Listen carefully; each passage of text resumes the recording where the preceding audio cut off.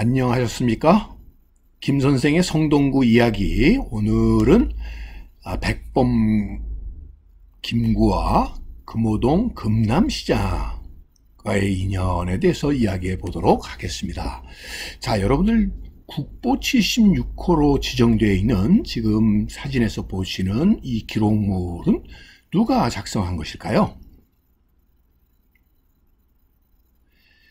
자, 잘 모르시겠다면 다음 힌트를 드리면 이분은 충무공이라고 하는 시호를 받은 분 중에 한 분입니다. 자, 이쯤이면 아마 여러분들 금방 기억하실 것 같은데요. 바로 이분은 영화 명량 때문에 더 유명해진 말, 죽고자 하면 살 것이고 살고자 하면 죽을 것이다, 이런 기록을 그의 속 정유일기에 남긴 분으로 그의 기록을 흔히 난중일기라고 얘기하죠. 왜냐하면 바로 7년간 계속되었던 이 임진왜란 시기에 신필로 작성한 일기이기 때문에 그러하고요. 특히나 당시의 왜군과의 이러한 전투 상황부터 그의 개인적인 감정까지 다양한 내용이 일기 형식으로 기록되었고요. 어떤 의미에서는 그의 이러한 기록물이 남음으로써 오늘날 이 충무공이 우리 민족의 영웅으로 추앙받을 수 있게 되지 않았나 싶습니다. 자, 그렇다면 여러분들 하나 더 퀴즈를 내볼까요? 자, 이 영화 대장 김창수의 배경이 된 주인공은 누구일까요? 김창수. 자, 그분이 남긴 바로 이 기록물도 보물 1245호로 지정이 되었습니다. 자, 과연 이분은 누구일까요? 그것은 바로 백범일지를 작성하신 분이 되겠습니다. 자, 금방 여러분들 아셨죠? 백범 김구 선생이 되겠는데요.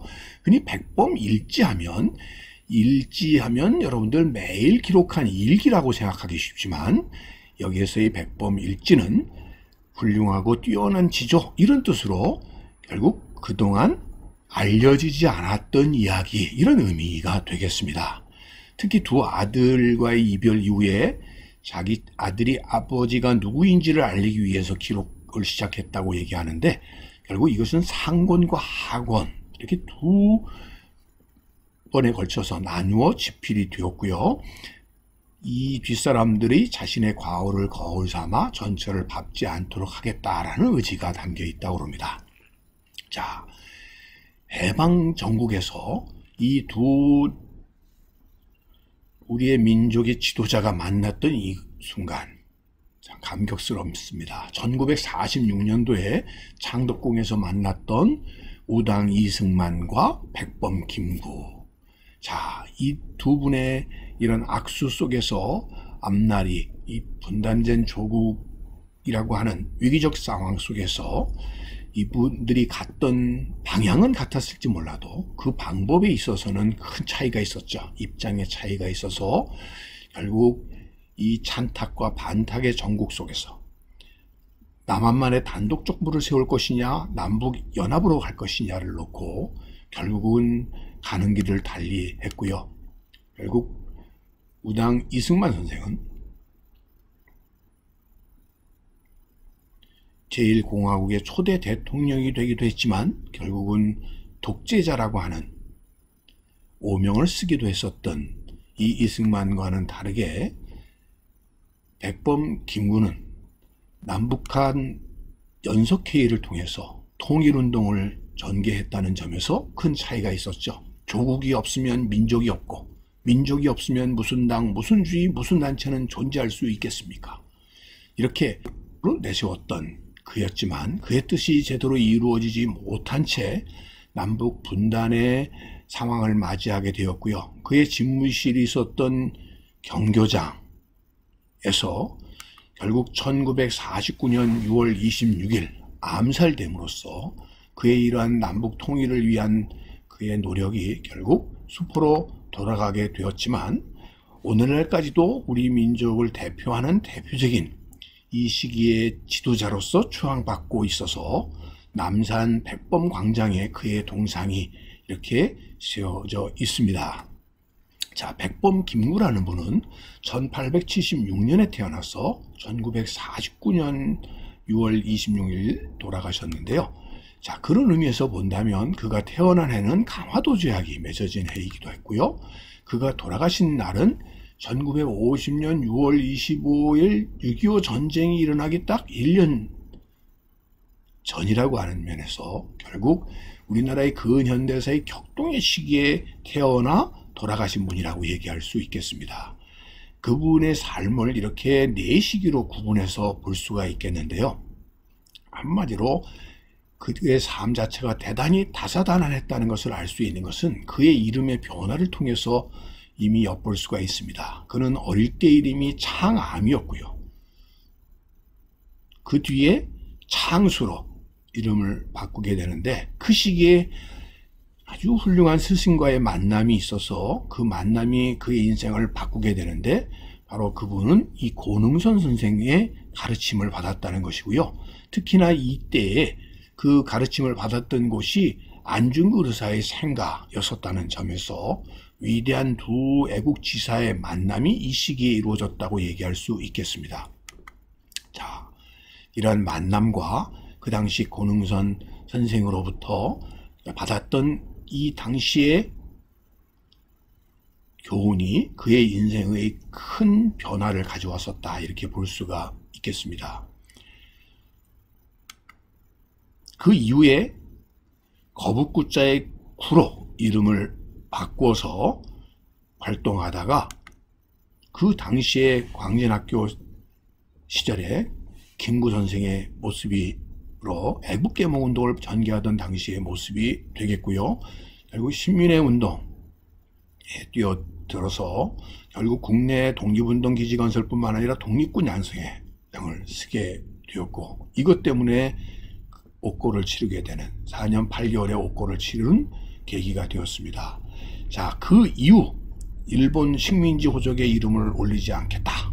그 아래 9구자 후에 김구의 이름이 정해지게 된 것이고요. 아울러 이때 사용했던 호가 만들어지니 그의 백범은 백정이라는 말과 범부란 말이 합쳐져서 백범이 된 것입니다. 즉 가장 천한 사람로부터 평범한 사람,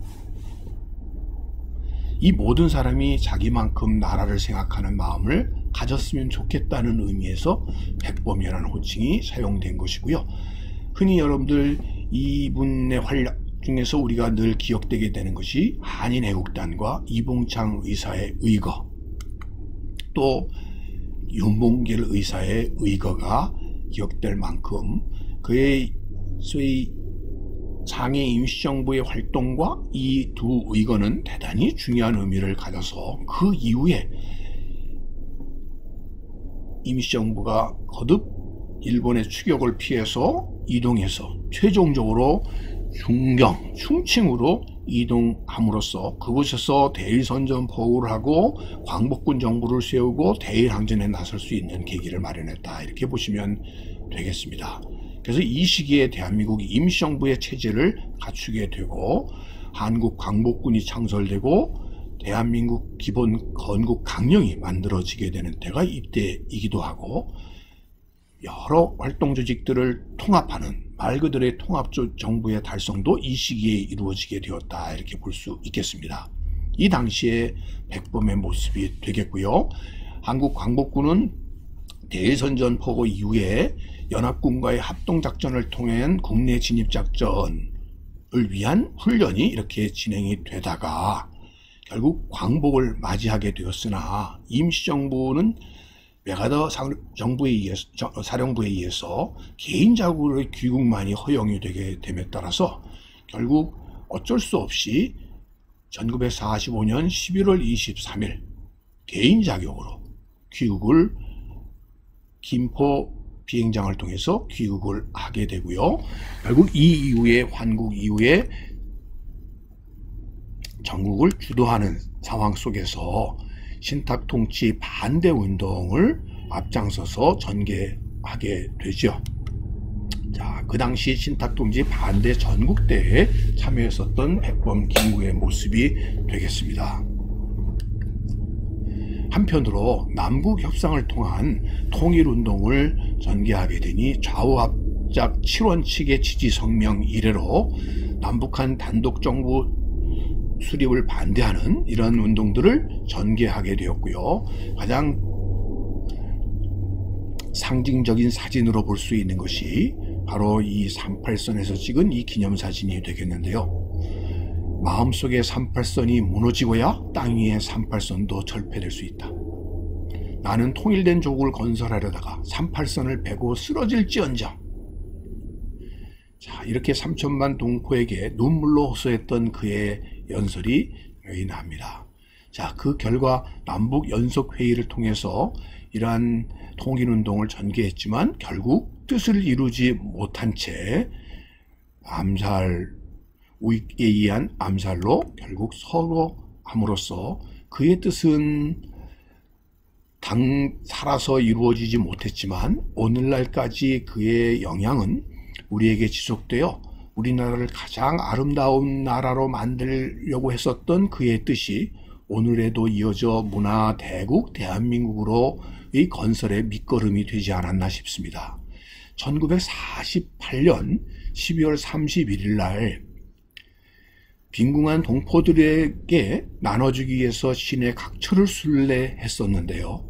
그때 이렇게 희사된 돈은 그의 어머니의 유해 환국 부의금과 아들 결혼식 축의금의 일부였다고 전하는데 이때 금호동에 전달되었던 돈이 결국 금호동 금남시장으로 이어질 수 있는 인연의 끈이었다는 것입니다.